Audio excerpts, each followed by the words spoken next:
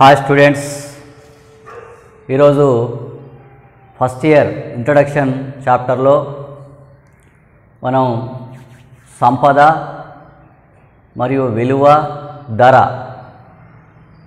Wealth, value and price ఈ మూడు topics గురించి తెలుసుకుందాం. ఫస్ట్ ఆఫ్ ఆల్ మొదట సంపద గురించి చూద్దాం. సంపద అనేది ఒక నిల్వ లాంటిది. ఇది ఏదో ఒక రూపంలో ఆదాయాన్ని ఆర్జించగలిగి వ్యక్తుల లేదా సంస్థల ఆధీనంలో ఉన్న ఆస్తుల నిల్వను సంపద అంటారు. సంపద అనేది ఒక నిల్వ. ఇది ఏదో ఒక రూపంలో ఆదాయాన్ని ఆర్జించగలిగి వ్యక్తుల లేదా సంస్థల ఆధీనంలో ఉన్న ఆస్తుల నిల్వను సంపద అని చెప్పొచ్చు. ఇటువంటి సంపదకు ఉదాహరణగా డబ్బును, షేర్స్ను మరియు భూములను, నగలను అన్నింటినీ చెప్పుకోవచ్చు. ఆర్థిక వస్తువులు వేటినైనా సరే మనం సంపదగా భావించవచ్చు. ఒక వస్తువును సంపదగా భావించాలంటే ప్రధానంగా దానికి 4 లక్షణాలు ఉండవలసి ఉంటుంది. ఒకటి, ఆ వస్తువు ప్రయోజనాన్ని ఇచ్చేదిగా ఉండాలి, అంటే ఉపయోగిత విలువ ఉండాలి, అంటే మానవుని కోరిక తీర్చగలిగే శక్తి ఉండాలి, ప్రయోజనం ఉండాలి. రెండవది, కొరతగా ఉండాలి. అట్లా అని చెప్పి ప్రయోజనం ఇచ్చే వస్తువులన్నీ సంపదగా భావించబడవు. ఎందుకంటే గత క్లాసులో చెప్పుకోవడం జరిగింది, ఉచిత వస్తువులకు ఉపయోగిత విలువ లేదా ప్రయోజనం మాత్రమే ఉంటుంది, వినిమయ విలువ ఉండదు అని. అవి ప్రకృతిలో విరివిగా లభిస్తాయి, కొరతగా ఉండవు. అందుకే అవి ఉచిత వస్తువులుగా మారాయని చెప్పుకున్నాం. ప్రయోజనం ఇస్తూ కొరతగా ఉన్న వస్తువు మాత్రమే సంపదగా భావించబడుతుంది. దాంతోపాటు ఏ వస్తువునైనా సంపద అనాలంటే ఆ వస్తువుకు వినిమయ విలువ ఉండాలి, అంటే ధర ఉండాలి. అంటే ఆర్థిక వస్తువులన్నింటినీ సంపదగా భావిస్తాం. వినిమయ విలువ, కొరత ఉండి ప్రయోజనం ఇచ్చే వస్తువు మరియు బదిలీ చేయడానికి వీలున్న వస్తువును సంపదగా భావిస్తాం. ప్రయోజనం కొరతగా ఉండి వినిమయ విలువ ఉండి బదిలీ చేయడానికి వీలున్న ఏ వస్తువునైనా మనం సంపదగా భావించవచ్చు. ఇటువంటి సంపదను 2 రకాలుగా చెప్పడం జరుగుతుంది.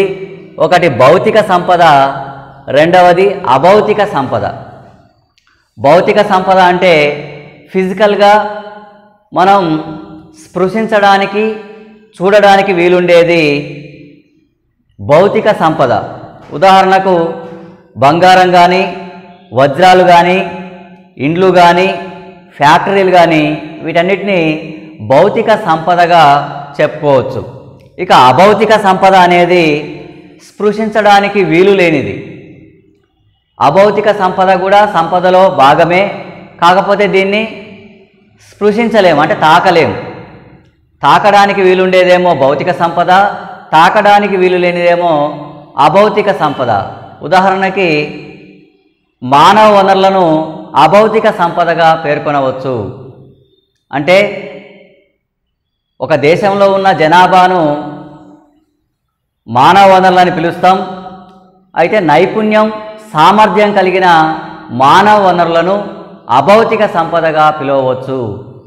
ఎందుకంటే ఆ నైపుణ్యం, సామర్థ్యంతో అతడు సంపాదించే అవకాశం, ఆదాయాన్ని ఆర్జించే అవకాశం ఉంటుంది కనుక సంపద అంటే దానికి విలువ ఉండాలి. నైపుణ్యం, సామర్థ్యం ఉన్న మానవ వనరులకు కూడా విలువ ఉంటుంది. వాటిని వినియోగించుకున్న సంస్థలు కావచ్చు, వ్యాపారస్తులు కావచ్చు, ఎవరైనా సరే పారితోషికాన్ని చెల్లించడం జరుగుతుంది. అందుకని మానవ వనరులను అభౌతిక సంపదగాను, ఫిజికల్గా స్పృశించడానికి వీలుండే ఇండ్లు, ఫ్యాక్టరీలు, బంగారం, వజ్రాలు ఇలాంటివన్నీ కూడా భౌతిక సంపదగా భావించవచ్చు. మరి ఈ సంపద, వెల్త్ని 4 రకాలుగా వర్గీకరించవచ్చు. సంపద వర్గీకరణలో మొదటిది వ్యక్తిగత సంపద, అంటే ఇండివిజువల్ వెల్త్. ఒక వ్యక్తి లేదా ఒక కుటుంబం ఎంత సంపాదించుకుర్రో దాన్ని వ్యక్తిగత సంపదగా చెప్పవచ్చు. ఇక సామాజిక సంపద అంటే ఏ ఒక్క వ్యక్తికి కూడా ఆ ఆస్తులపైన హక్కు అనేది ఉండకుండా సామాజిక ఆస్తుగా పరిగణించబడుతుంది. ఉదాహరణకి మున్సిపల్ పార్కులు లాంటి ఆస్తుల్ని మనం సామాజిక సంపదగా భావించవచ్చు.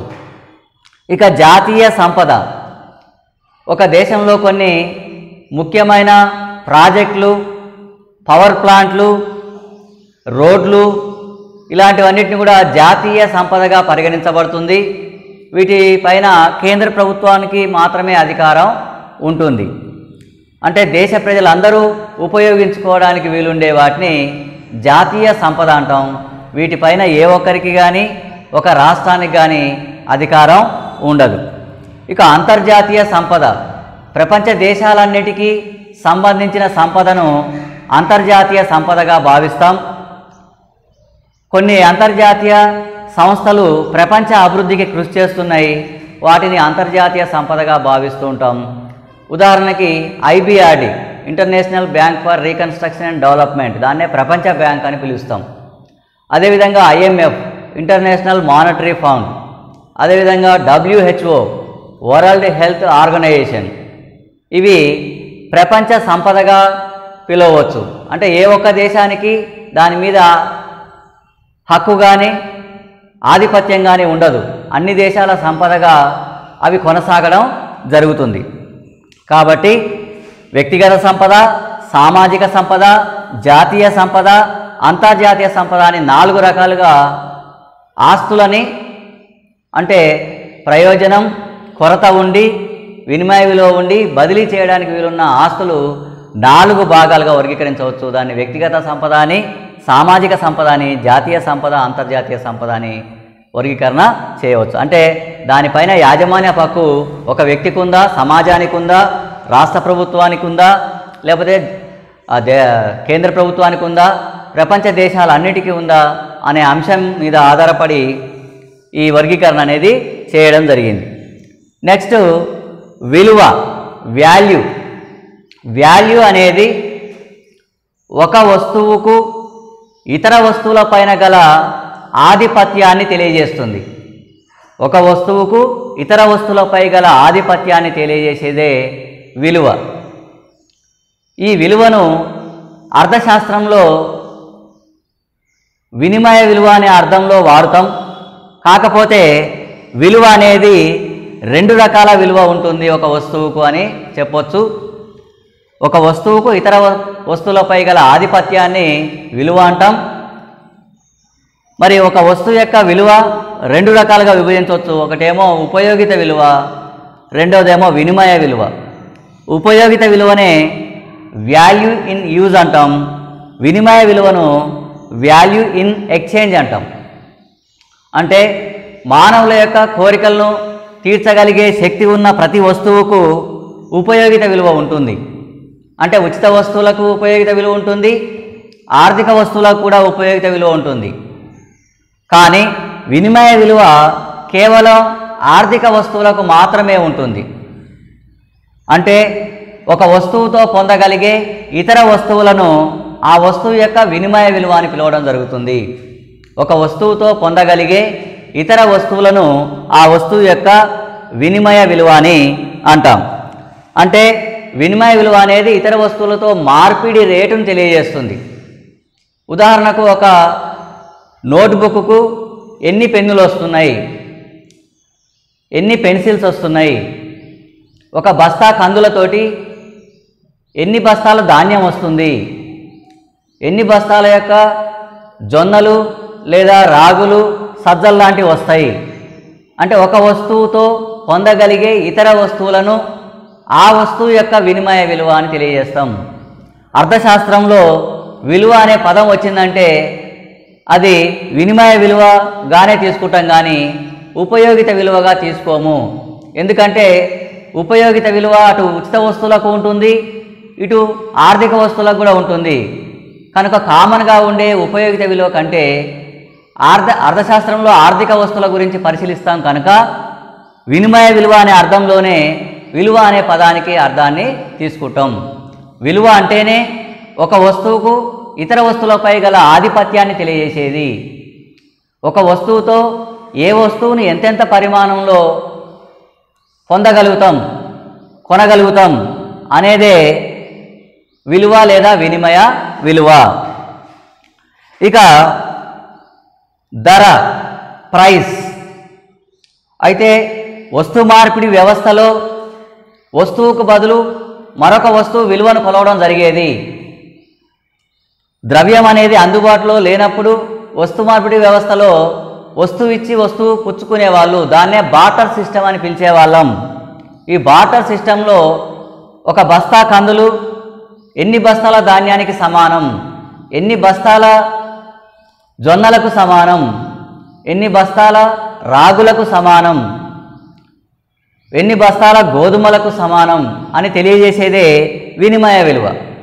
అయితే నేటి ఆధునిక ప్రపంచంలో వస్తు మార్పిడి పద్ధతికి స్వస్తి చెప్పి ద్రవ్యార్థిక వ్యవస్థ అనేది ఏర్పడ్డది.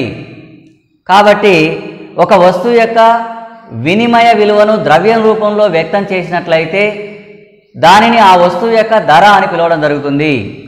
ఒక వస్తువు యొక్క వినిమయ విలువను ద్రవ్య రూపంలో వ్యక్తం చేసినట్లయితే దానిని ఆ వస్తువు యొక్క ధర అని పిలవడం జరుగుతుంది. ఉదాహరణకి ఒక పెన్ను యొక్క ధర 5 రూపాయలు, ఒక నోట్బుక్ యొక్క ధర 20 రూపాయలు, ఒక పెన్సిల్ యొక్క ధర 4 రూపాయలు. అంటే ఒక నోట్బుక్కు 5 పెన్సిల్స్ సమానం, ఒక నోట్బుక్కు 4 పెన్నులు సమానం. అంటే నోట్బుక్ ఎన్ని పెన్నులు కొనగలుగుతుంది, నోట్బుక్తో ఎన్ని పెన్నులు పొందగలుగుతాం, నోట్బుక్తో ఎన్ని పెన్సిల్స్ పొందగలుగుతాం. అట్లా ఒక వస్తువు యొక్క విలువను ఇతర వస్తువుల విలువతో పోల్చి చెప్పడాన్నే వినిమయ విలువ అంటాం. ఈ వినిమయ విలువను ద్రవ్య రూపంలోకి మార్చి చెప్పడాన్నే, అంటే కన్వర్ట్ చేయడాన్నే ధర అని పిలుస్తాం.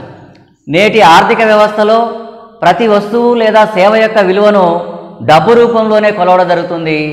అన్ని వస్తువుల యొక్క విలువను కొలిచే సాధారణ కొలమానంగా ద్రవ్యం వినిమయ మాధ్యంగా, విలువ కొలమానంగా, విలువ నిధిగా, భవిష్యత్తు చెల్లింపులకు ప్రమాణంగా మన నేటి ఆర్థిక వ్యవస్థలో చలామణి కావడం జరుగుతున్నందున ప్రతి వస్తువు యొక్క విలువను మనం ద్రవ్య రూపంలోనే వ్యక్తం చేస్తున్నాం. దాన్ని ఆయా వస్తువు లేదా ఆయా సేవ యొక్క ధరగా చెప్పవచ్చు. Okay, thank you.